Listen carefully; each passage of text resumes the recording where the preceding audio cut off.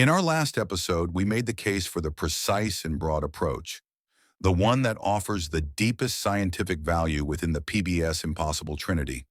But this leads to a frustrating question.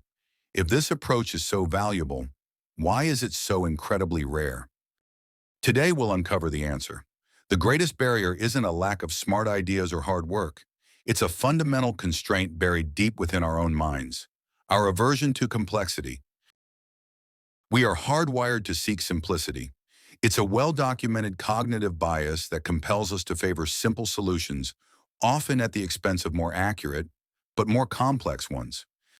This isn't just a preference, it's a deep-seated limitation. A classic example comes from decision-making research. People were asked which of two cities had a larger population. They were given cues. Does it have a university? A professional soccer team? Is it a state capital? If our brains were optimal computers, we'd combine all this information. But that's not what happens. People overwhelmingly relied on just one cue. For instance, if one city was a state capital, the decision was made. All other information was ignored. People consistently chose a simple strategy, even when they knew a more complex one was mathematically better. What this reveals is a core constraint of the human mind. We are not built to process highly complex information. This leads to an innate aversion to complexity. This isn't an isolated finding in a lab. It's a universal principle that shows up everywhere we look. It shapes what we find beautiful.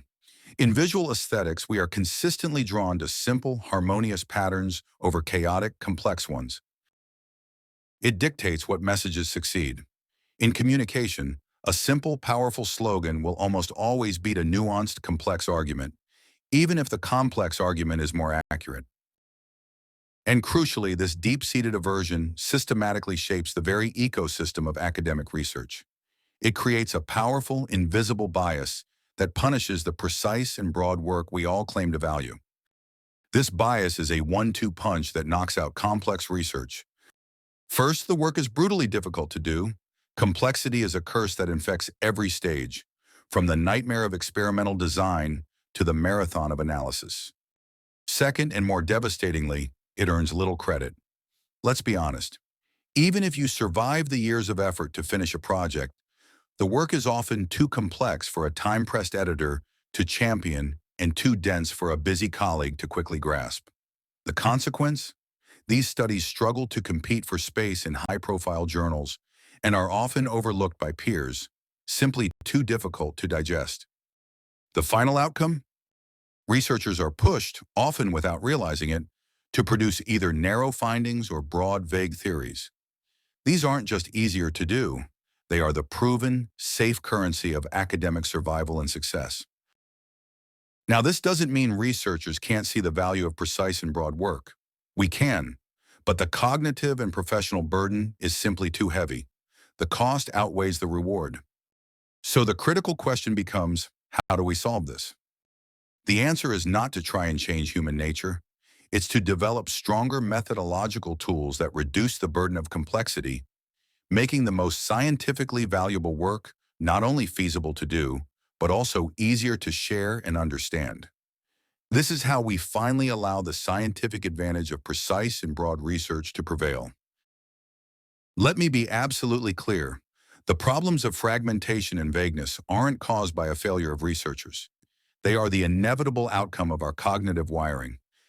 Think of this aversion to complexity as a fundamental limitation, like our inability to fly.